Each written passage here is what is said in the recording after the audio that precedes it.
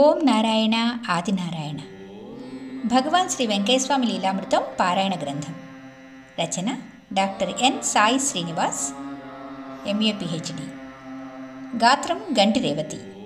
సేకరణ మండవ రవికాంత్. మనం ఈ రోజున లీలామృతం పారాయణ గ్రంథం నుంచి 55, 56, 57 లీలల గురించి చెప్పుకుందాం. 55వ లీల సిద్ధపురుషులు. అనంతసాగరం మండలం ఉప్పలపాటి మారన్రెడ్డి లక్ష్మారెడ్డి ఒకరోజు నది దాటి తిప్ప మీదకు వెళ్ళి స్వామివారిని కలిశాడు. స్వామివారు తన దగ్గరకు వచ్చిన వారికి చీటీలు వ్రాయించి అభయముద్రలు వేయడం, కష్టాలు శ్రద్ధగా విని వాళ్లకు ధైర్యం చెప్పడం అతను గమనిస్తున్నాడు. ఇదంతా నిజమేనా అని అతని మనసులో సందేహం కలిగింది. స్వామివారు చేసే ప్రతి పని నిశితంగా పరిశీలించాడు. సాయంత్రం వేళకు ఒక నిర్ణయానికి వచ్చాడు. మన గురించి ఏం చెప్తారో చూద్దామని స్వామి ముందర కూర్చున్నాడు. స్వామివారు మామూలుగా అతను పొద్దున వచ్చిన దగ్గర నుండి ఏమి చేసింది మొత్తం వివరించారు. చెప్పారు. అయ్యా, ఏమైనా దొరికిందా అన్నారు. లేదు స్వామి, క్షమించండి, నేను తప్పుగా అనుకోవడం లేదు, మీరు ఎలా చెబుతున్నారో చూస్తున్నా అన్నాడు. అయ్యా, పైవాళ్ళు కదా చెప్పేది అని నవ్వారు స్వామి. అతన్ని మంచి చెడులు వ్రాసుకోమని చెప్పారు.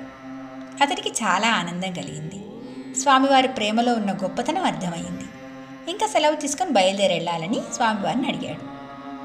ఇప్పుడు కుదరదయ్యా, ఈ పొద్దు ఇక్కడే ఉండాలి కదయ్యా అన్నారు స్వామి. చేసేది లేక అక్కడే ఉండడానికి నిర్ణయించుకున్నాడు. రాత్రి వేళలో ఓ విచిత్రం జరిగింది. ఎగువన 3 జిల్లాలలో అధిక వర్షాలు కురుస్తున్నాయి. అందువల్ల పెన్నా నది ఉధృతంగా ప్రవహిస్తోంది. పడవలను నిలిపివేశారు. అందుకే అతన్ని ఇక్కడ ఉండమని చెప్పారు స్వామి. స్వామివారు రాత్రి వేళలో ఒక్కరే నది వైపు వెళ్తున్నారు. ఇతను కూడా అనుసరించారు. స్వామివారు మెల్లగా నదిలో దిగి అవతలి గట్టుకు వెళ్తున్నారు. స్వామి వెళ్తుంటే నేనెందుకు వెళ్ళకూడదు అని తాను నీటిలో దిగాడు. తను ప్రవాహానికి అదిరిపడ్డాడు. భయం వేసింది. వెంటనే ఒడ్డుకు వచ్చేశాడు. తాను చూస్తుండగానే స్వామివారు మాత్రం అవతలి ఒడ్డుకు చేరుకున్నారు. ఇంత వరదల్లో స్వామివారు నదిలో వెళ్ళడం చూసి తన కళ్ళను తానే నమ్మలేకపోయాడు అతను. నది స్వామివారికి దారిచ్చింది. స్వామివారు మానవ మాత్రులు కారు కదా, సాక్షాత్తు భగవంతుని అవతారం. జరిగింది తాను చూసిన దృశ్యాన్ని తలుచుకుంటూ పరమానందం పొందాడతను. లక్ష్మిరెడ్డి ఆలోచనలలో పడ్డాడు. స్వామివారు దిగితే నీరు నడుములోతుంది, నేను దిగితే మనిషిని లాక్కొని పోతుంది. ఎంత లోతుంటుందో కూడా అర్థం కాలేదు. సాహసం చేస్తే ప్రాణాలు కూడా పోయేవి. ఎలాగో బ్రతికి బయటపడ్డాను చాలని తిప్ప మీద సాలలో పడుకున్నాడు. తెల్లవారులు స్వామివారిని ధ్యానిస్తూ పడుకున్నాడు. తెల్లవారిన తర్వాత 8 గంటల సమయంలో స్వామివారు తిప్ప మీదకి వచ్చారు. అందరూ స్వామిని చుట్టుముట్టారు. ఇతను వచ్చి, స్వామి, మీరెటెళ్ళారు? అంత రాత్రిపూట నేను మీతో రావాలని వచ్చాను, కానీ వరద నీటి ఉధృతం వలన రాలేకపోయాను. మీరు ఆ సమయంలో ఎలా వెళ్ళారు, ఎక్కడికి వెళ్ళారు అని తాను తెలుసుకోవడానికి కుతూహలంతో అడిగాడు. చిలకల మరి వాళ్ళ జీవాలలో జబ్బుగా ఉందని పిలిస్తే వెళ్ళి వచ్చాను. ఈ వానకు జీవాల్లో భయం పట్టుకుంది. పోయి అంతా చక్కబెట్టి వచ్చా. ఇంకా పోపని లేదు. ఆ ఊరు రైతుల జీవాలకు ఇంకా ఏ చెడు జరగదు అన్నారు స్వామి. అంత రాత్రి వేళ రైతులు జీవులను రక్షించడానికి స్వామి బయలుదేరారన్నమాట. వారి జీవకారుణ్యానికి ఇంతకంటే వేరే తార్కాణం అవసరం లేదు. ఆ రోజు కూడా నదీ ప్రవాహం చాలా ఉధృతంగా ఉంది. నదిలో ఎక్కడి నుండో పశువులు, ఎద్దుల బండి ఏటిలో కొట్టుకొని వచ్చింది. పడవలు బయలుదేరలేదు. 3 రోజులు అక్కడే గడిపాడు లక్ష్మారెడ్డి. 4వ రోజు ఇల్లు చేరుకున్నాడు. అక్కడికి వెళ్ళిన తర్వాత స్వామి ఫలానా రోజు రాత్రిపూట వచ్చాడా అని రైతులను విచారించారు.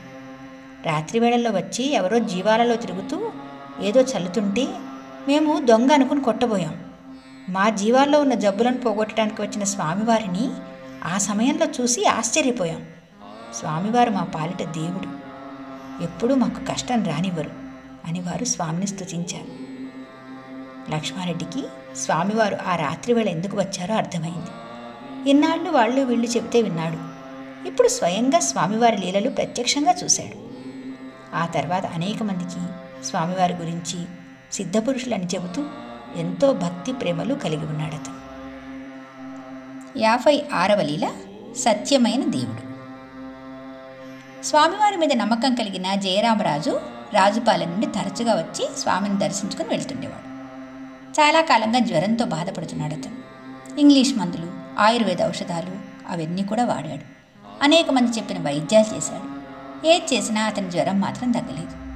మనిషి బాగా చిక్కిపోయాడు. ఇంకా అందరూ అతని మీద ఆశలు వదులుకున్నారు. చివరికి నిరాశతో ఆఖరు ప్రయత్నంగా బద్వేల్ తిప్ప మీద స్వామివారిని కలుసుకుందామని వచ్చాడు. తాను బ్రతుకుతానా లేదా అని స్వామివారిని చూస్తూ భోరున విలపించాడు. అతనికి స్వామిని చూడంగానే దుఃఖం కట్టలు తెంచుకుంది. తన బాధనంతా చెప్పుకున్నాడు. స్వామివారు ఎంతో ప్రసన్నంగా అతని వైపు చూసి, అయ్యా, జ్వరం నిన్నేం చేస్తుందిలేయ్యా, ఇక్కడికి వస్తే ఎప్పుడో పోయేది కదయ్యా అన్నారు. స్వామివారిని సమీపించగానే నీరసించి ఉన్న మనిషికి శక్తి వచ్చినట్టు అనిపించింది. ఓదారుస్తూ స్వామి అన్న మాటకు ప్రాణం లేచొచ్చింది. నీకు నేనున్నాను అన్న అభయం కలిగింది.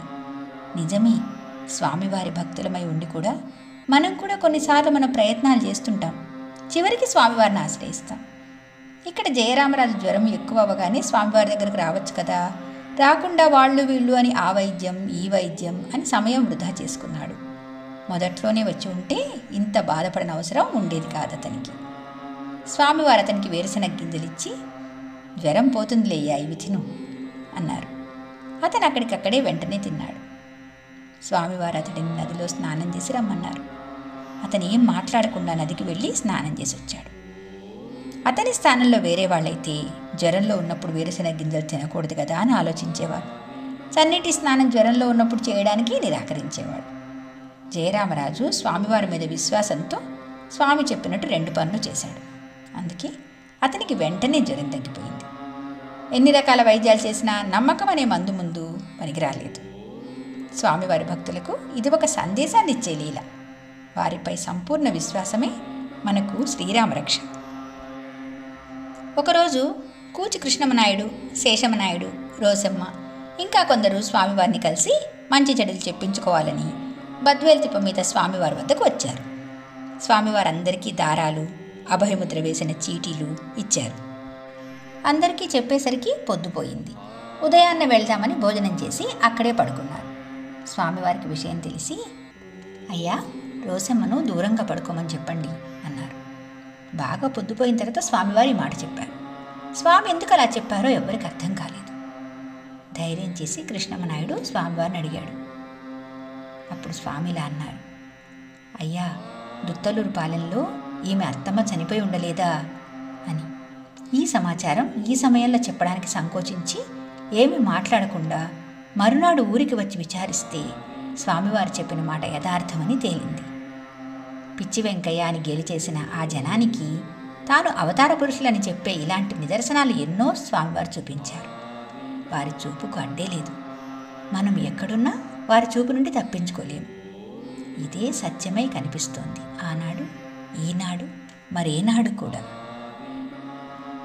ఇప్పుడు 57వ లీల, తపోధనులు. స్వామివారు నిష్కామ సేవలో తన యావత్తు జీవితాన్ని భక్తులకే అంకితం చేశారు. దూరదృష్టి, దూరశ్రవణం, తనను ఆశ్రయించిన భక్తులకు మంచి చెడ్డలు చెప్పి అభయముద్రలు వేసిన చీటీలు ఇవ్వడం స్వామివారి నిత్య జీవితంలో ఒక భాగమైంది. ఇది కాకుండా రోగాలతో వచ్చేవారికి మంత్రించేవారు. ఈ ప్రక్రియ స్వామివారు చేసిన విధానంలో ఇంతవరకు ఏ మహనీయుడు చేయలేదు.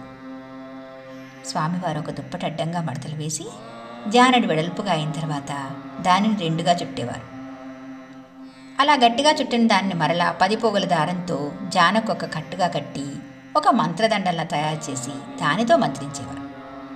జబ్బులున్న వారిని నొప్పి ఎక్కడ ఉన్నదని అడిగి ఈ మంత్రించే గుడ్డను నొప్పిగా ఉన్న చోటికి గుండంలో నిప్పుకు దగ్గరగా రాసుకుని పోయేటట్టు వడుపుగా తిప్పుతూ నారాయణ మంత్ర పఠనం చేస్తూ గట్టిగా శ్వాస లాగి ప్రారంభించడము, చివరగా సూర్యుని చూస్తూ చాలించేవారు. ఈ ఘట్టం పరిశీలిస్తే స్వామివారే స్వయంగా దుప్పటితో ఒక మంత్రదండం మాదిరిగా నొప్పులున్న చోట మంత్రించే వస్తువును తనకు అనుకూలంగా తయారు చేసుకున్నారన్నమాట. తర్వాత ప్రాణాయామం చేసి నామస్మరణతో కోటిలింగాల పూజ పేరుతో చేస్తున్న యజ్ఞగుండంలో చూపించి ఆ యజ్ఞగుండంలో ఉద్భవించిన భగవశక్తిని మంత్రదండం ద్వారా ఆవాహనం చేసి సూర్యుడు ఆరోగ్య ప్రదాత కనుక సూర్య భగవానుని స్మరించి అనారోగ్యంతో బాధపడుతున్న భాగంలోకి ప్రవేశపెట్టేవారన్నమాట. ఇలా ఈ ప్రక్రియ స్వామివారు తానే స్వయంగా చేసేవారు. ఇంకెవ్వరూ ఇందులో జోక్యం చేసుకోవడం ఉండదు. అలా చేసేటప్పుడు స్వామి మౌనంగా ఉండేవారు. ఎవరిని తనను తాకనిచ్చేవారు కాదు. వారి చేత ఇలా చేయించుకున్న వారికి ఆ నొప్పులు పూర్తిగా తగ్గిపోయేవి. గుండం వేసి గాయాలు వాపులతో వచ్చేవారికి స్వామి ఈ విధమైన చికిత్స చేసేవారు. కొందరిని 2-3 రోజులు ఇక్కడే ఉండాలని చెప్పి తన సాన్నిధ్యం ప్రసాదించి తన సన్నిధిలో నిద్ర చేయించి మళ్ళీ అవసరమైతే మంత్రించి వారికున్న దుష్కర్మలను క్షయం చేసేవారు. ఆ విధంగా రోగ విముక్తిని చేసేవారు. మరికొంతమందికి మంత్రించిన తర్వాత కొన్ని పరిహారాలు చెప్పేవారు. ఫలానా వాళ్ళ ఇంట్లో అన్నం తింటే నీ జబ్బు పోతుంది అని చెప్పేవారు. ఆచారాలు సంప్రదాయాలను గౌరవిస్తూ ధర్మాచరణ కలిగిన కుటుంబాలు ఎల్లప్పుడూ భగవంతుని అనుగ్రహాన్ని కలిగి ఉంటాయి.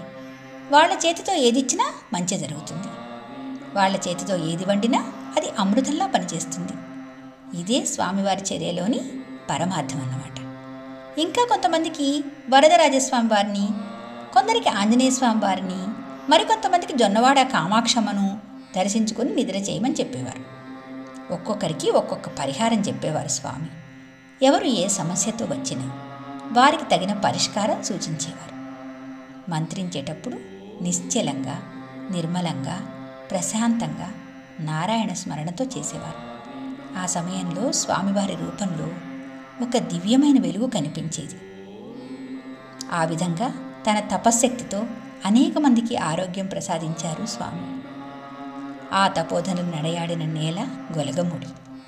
అక్కడ కొన్ని సంవత్సరాల పాటు గుండం చేసి తన అనుష్ఠానంతో పావనం చేసి మహాసమాధి రూపంలో ఈనాటికి చైతన్యంగా ఉండి మహిమలు చూపుతున్న శ్రీ వెంకయ్య స్వామి వారి మందిరం దర్శించుకున్నప్పుడు వారి లీలల మననం చేసుకొని ఆ ఆనందాన్ని అనుభూతి చెందుతాం. మిగతా లీలలు తరువాయి భాగంలో. భగవాన్ శ్రీ శ్రీ శ్రీ గొలగముడి వెంకయ్య స్వామి మహారాజుకి జై. ఓం నారాయణ ఆదినారాయణ.